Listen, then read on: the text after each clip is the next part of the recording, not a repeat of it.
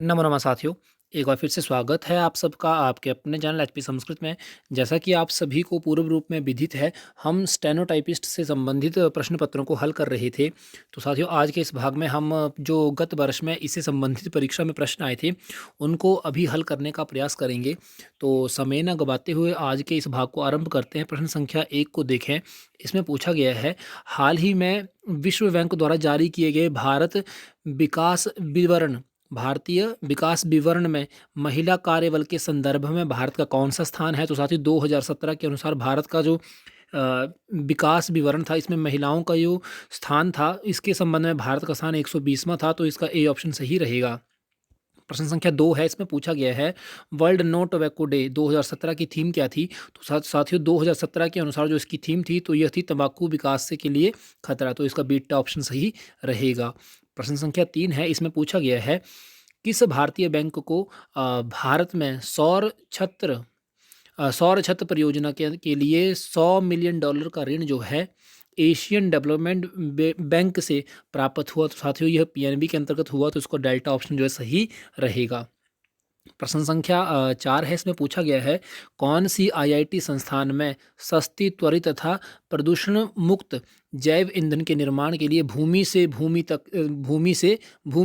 तकनीक विकसित की है? तो साथियों, ये की थी आईआईटी खड़गपुर ने। साथियों, आईआईटी खड़गपुर जो है आईआईटीज़ में सबसे पुराना खड़गपुर है और सबसे प्रसिद्ध भी है। प्रश्न संख्या 5 की तरफ देखते हैं। इसमें पूछा गया है, अल्पसंख्यकों के राष्ट्रीय आयोग के नए अध्यक्ष कौन बने? साथियों, 2017 के अनुसार जो बने थे वो बने थे जॉर्ज जॉर्ज कुरियन। तो इसका बीटा ऑप्शन जो है सही रहेगा। प्रश्न संख्या 6 है, इसमें पूछा गया है, क्षमा करें, इसमें प्रश्न पूछा गया है, इंडिया मोबाइल कांग्रेस 2017 की मेजबानी कौन सा शहर करेगा? तो साथियों, 2017 में जो इसकी इंडियन मोबाइल कांग्रेस 2017 की मेजबानी जो की थी, वो नई दिल्ली ने की थी। उसका सीट ऑप्शन जो है सही रहेगा। प्रश्न संख्या 7 है, इसमें पूछा गया है, नौकरी अन्वेषण तथा नौकरीदाता के लिए किस राज्य सरकार ने महा स्वयं पोर्टल परिचालित किया? तो साथियों, ऐसा करने वाला जो था महाराष्ट्र जो था, इन्होंने यह किया, महाराष्ट्र सरकार ने किया था। तो इसका ए ऑप्शन जो है सही रहेगा।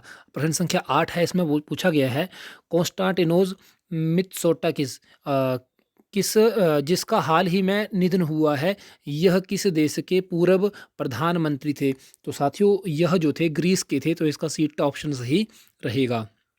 प्रश्न संख्या 9 है, इसमें पूछा गया है, प्रश्न संख्या 9 के अनुसार, अमूल द्वारा अंतरिक्ष अनुसंधान का उपयोग करके प्रति एकड़ घास चारे के आकलन में एमओयू किसके द्वारा हस्ताक्षरित किया? तो साथियों, ये जो एमओयू जो हस्ताक्षरित किया गया था, यह किया गया था भारतीय अंतरिक्ष अनुसंधान संस्थान के द्वारा, मतलब इसरो के द्वारा। और इसरो के वर्तमान में कौन चेयरमैन है, ये जरूर आप कमेंट के माध्यम से बताएं, क्योंकि अभी यह चंद्रयान की वजह से बहुत ही सुर्खियों में रहे थे। प्रश्न संख्या 10 को देखें। इसमें पूछा गया है, प्रश्न संख्या 10 के अनुसार, दासरी नारायण राव जिनका हाल ही में निधन हुआ, वह निम्न में से किस क्षेत्र से प्रसिद्ध व्यक्तित्व थे? तो साथियों, वह एक पत्रकारिता से भी थे, फिल्म उद्योग से भी थे, राजनीति से संबंधित भी थे। इसलिए इसका डेल्टा ऑप्शन सही रहेगा। यह सभी।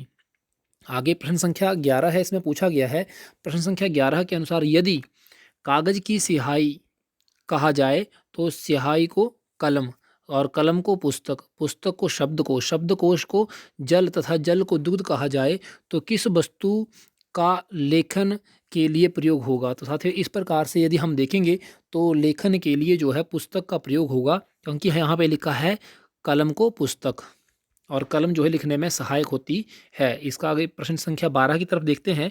इसमें पूछा गया है, 30 दिवस वाले माह में कितने वर्किंग दिवस होंगे यदि जिसका प्रथम दिवस शनिवार तथा दूसरा जो है शनिवार और सभी रविवार पर अवकाश दिन हो? तो साथियों, इस प्रकार से यदि हम देखेंगे तो इनमें से कोई भी बार जो वर्किंग डेज जो है नहीं होंगे। तो इसलिए डेल्टा ऑप्शन सही रहेगा, इनमें से कोई नहीं। प्रश्न संख्या 13 की तरफ देखें। इसमें पूछा गया है, यदि 50 से 80 तक की सभी संख्याएं 5 से विभाज्य हैं, तो अवरोही क्रम में लगाया जाए और उनको उसके पश्चात जो इनके बीच में अवरोही क्रम से इनको लगाया गया तो इससे पूछा गया है तो कौन सा अंक शीर्ष के 11वां स्थान प्राप्त करेगा। तो ये साथियों यदि हम इनको हल करके देखेंगे तो इस प्रकार से इसका जो सही उत्तर आएगा वह होगा 30। इसका बीटा ऑप्शन जो है सही रहेगा। प्रश्न संख्या 14 की तरफ चलें। इसमें पूछा गया, इसमें ब्लड रिलेशन से संबंधित प्रश्न पूछा गया है। इसमें पूछा है सुरेश की पहचान करवाते हुए सुभा बोली, इसके भाई का पिता मेरी दादी माँ का एकमात्र पुत्र है। सुभा सुरेश से किस प्रकार संबंधित है। तो साथियों सुधा जो है उसकी बहन लगी सुरेश की, तो इसका सी ऑप्शन जो है सही रहेगा। प्रश्न संख्या 15 को देखें। इसमें पूछा गया है अमित सुमित से 2 वर्ष बड़ा है जो नरेश से 3 वर्ष छोटा है। इरफान जो है शौकत से 1 वर्ष छोटा है परंतु नरेश से 5 वर्ष बड़ा है। सबसे बड़ा कौन है। तो साथियों यदि हम देखेंगे तो सबसे बड़ा शौकत बनेगा क्योंकि शौकत जो है इरफान से भी बड़ा है। आगे चलते हैं प्रश्न संख्या 16 की तरफ। इसमें पूछा गया है प्रश्न संख्या 16 के अंतर्गत है रमेश पूर्व की दिशा। साथियों इसमें इस प्रकार से आप डायरेक्शन बना लें जिससे आपको आसानगी रहेगी बनाने में। इसमें सबसे पहले कहा है कि रमेश जो है पूर्व दिशा में 20 किलोमीटर चला। 20 किलोमीटर चल गया और अपनी दाईं ओर मुड़ करके फिर वो 15 किलोमीटर चला। फिर वह अपने स्थान से बाईं ओर मुड़ के 20 किलोमीटर फिर से चला। उसके पश्चात वह अपनी बाईं ओर फिर से मुड़ा और 15 मीटर चला।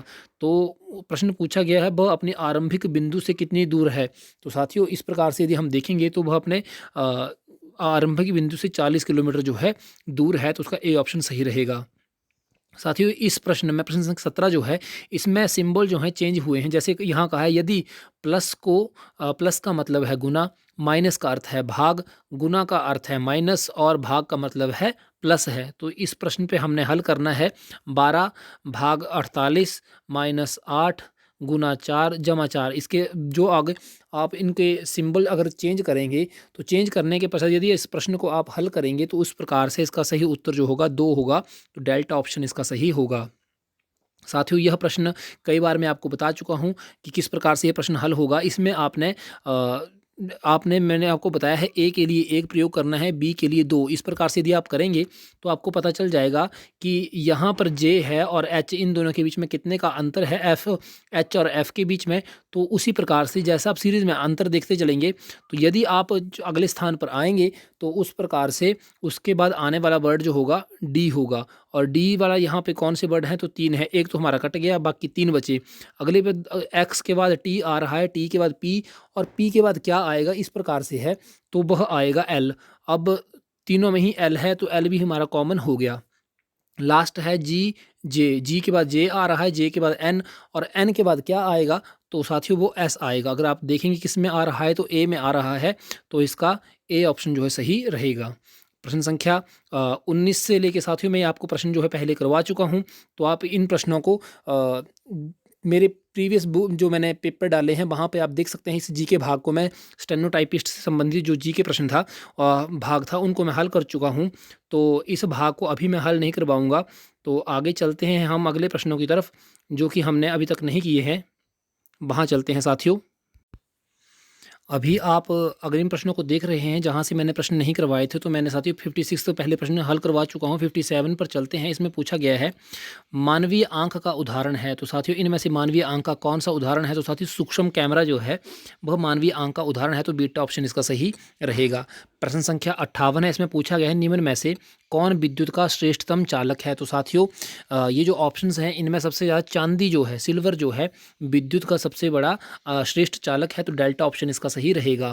प्रश्न संख्या 59 को देखें। इसमें पूछा गया है पृथ्वी का प्राकृतिक उपग्रह है। तो साथियों जैसा कि आप सभी को विदित है चंद्रमा जो है पृथ्वी का प्राकृतिक उपग्रह है। तो इसका ए ऑप्शन सही रहेगा।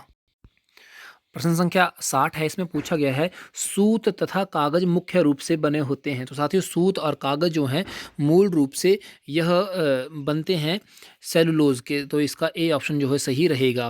प्रश्न संख्या 61 है। इसमें पूछा गया है खमीर के साथ शर्करा का किण्वन देता है। तो साथियों खमीर के साथ शर्करा का किण्वन क्या देता है? तो साथियों वह देता है केवल ग्लूकोज। तो इसका बीटा ऑप्शन जो है सही रहेगा। प्रश्न संख्या 62 है, इसमें पूछा गया है मोर्टार मसाला मिश्रित है। तो साथियों वो किससे मिश्रित है? तो वो होता है सीमेंट तथा रेत से संबंधित होता है। तो इसका ए ऑप्शन सही रहेगा। प्रश्न संख्या 63 है, इसमें पूछा गया है भारत में नींद की बीमारी का कारण इसका काटना है। तो सही किस चीज़ का काटना है? तो साथियों वो होता है इन सब में से किसी से भी नहीं होता है। तो साथियों ये एक साइकोलॉजिकल बीमारी है। तो इसका डी ऑप्शन जो है सही रहेगा।